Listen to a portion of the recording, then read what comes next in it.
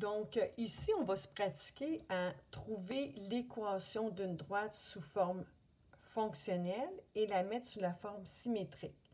La forme symétrique, ici, il faut se rappeler que c'est x sur l'abscisse à l'origine, ici, plus y sur b, qui est notre ordonnée à l'origine, tout ça égale à 1.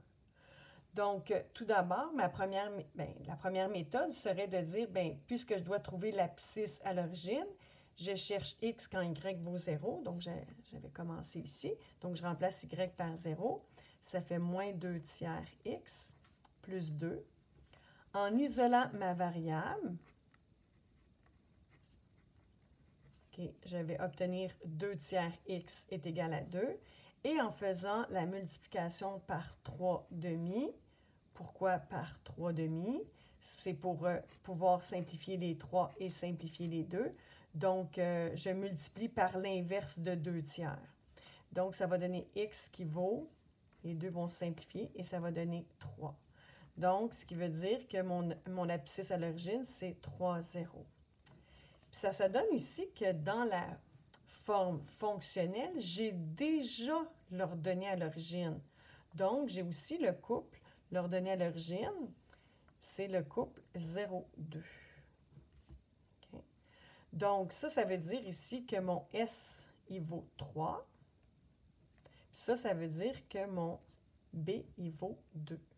Donc, je suis maintenant prête à écrire ma forme symétrique, c'est-à-dire que ça va donner x sur mon S, qui est l'ordonnée à l'origine, plus y sur mon B qui est l'ordonnée à l'origine que j'ai trouvé qu'on vous donnait déjà en partant, et tout ça, c'est égal à 1.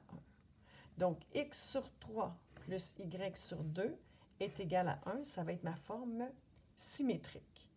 Maintenant, il y a une deuxième méthode, c'est qu'on y va plus de façon algébrique, c'est-à-dire que je pourrais commencer par multiplier tout par 3 pour avoir aucun dénominateur.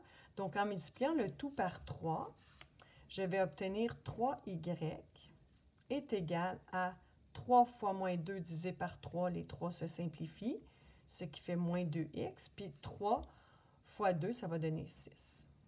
On se rend compte que pour avoir la forme symétrique, c'est égal à 1. Donc, et le x et le y sont de l'autre côté. Donc, je vais m'arranger pour mettre mes x et y du côté gauche ensemble, et je vais laisser mon plus 6. Donc, pour enlever mon moins 2x, je vais faire plus 2x de chaque côté, ce qui va me donner 2x plus 3y. Ce qui va faire ici qu'avec mon plus 2x, ça va s'annuler. Et par la suite, je dois obtenir 1 comme terme du côté droit. Donc, pour que j'ai un 1 ici, je dois diviser toute mon équation par 6. Si je divise par 6, 6 divisé par 6, ça va me donner mon 1. Donc, j'ai 6 ici, 6 et 6. Donc, j'obtiens mon 1 comme je voulais. Puis ici, pour écrire vraiment l'ordonnée à l'origine, je vais devoir, parce que le y est tout seul en haut, je vais devoir écrire 6 tiers, comme ça. Je vous montre après ça pourquoi. Puis ici, je vais devoir écrire le x tout seul en haut sur son ordonnée à l'origine qui va être 6 demi. Et si je simplifie ça, ça va donner x, 6 divisé par 2, ça fait bien 3, qui était notre abscisse à l'origine, plus y sur 6 divisé par 3, ça fait bien 2, qui était notre ordonnée à l'origine. Donc ça, c'est une façon plus algébrique de trouver la forme symétrique. Petite explication, on se demande pourquoi ceci est égal à ceci.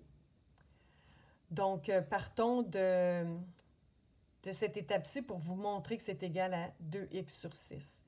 Quand vous étiez plus jeune, x sur la fraction, disons, 6 demi, on vous avait appris que au lieu de diviser par la fraction 6 demi, au lieu de diviser, on pouvait multiplier par l'inverse, ce qui fait x fois 2, 2x sur 6. Donc, ce que j'ai ici. Donc, quand vous avez un chiffre qui accompagne le x, il faut tout simplement le mettre en dessous de votre nombre ici pour vraiment trouver l'abscisse à l'origine. Même chose pour le Y. Donc, si on veut vraiment trouver l'ordonnée à l'origine, le 3, le Y doit avoir un 1 en avant. Fait que le 3 ici, si je le mets en bas, 6 sur 3, j'ai rien changé à mon équivalence. Puis 6 divisé par 3, ça va me donner 2. Et mon 2 va être mon ordonnée à l'origine. Donc, vous avez le choix d'utiliser la méthode que vous souhaitez.